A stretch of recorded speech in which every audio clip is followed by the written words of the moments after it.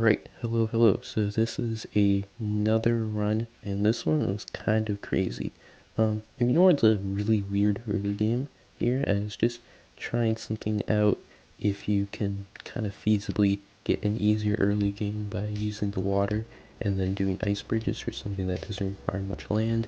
Didn't really work out, and it was probably just easier to do straight up land base start, but that's alright. Moving on, this challenge was way harder than it was supposed to be. It took about 3 hours and it was a lot of mortar micro. Some of that is because the popping off is not really good on this map.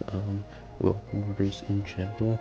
Biggest one is fine, but like Bloons and popping off kind of struggle on this map due to the 4 lanes being so spread out. But after that, like, I kind of just made a bunch of mistakes, especially with the abilities.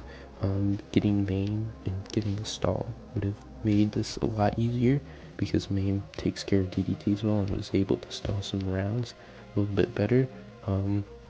So after that, like, there wasn't really much. It was just a lot of pain and micro.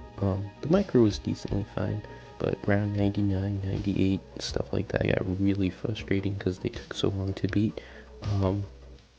Round 98 wasn't recorded, it was done off camera, and then round 99, we got the recording, they both took forever. So anyways, this challenge is just way harder than it was supposed to be.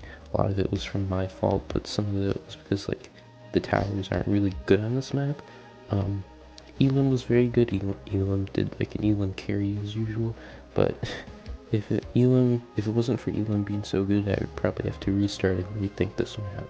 So anyways, I still beat it first try after a lot of pain, as usual most of the time, but it was a bit of a struggle to get there. So that's all, and goodbye.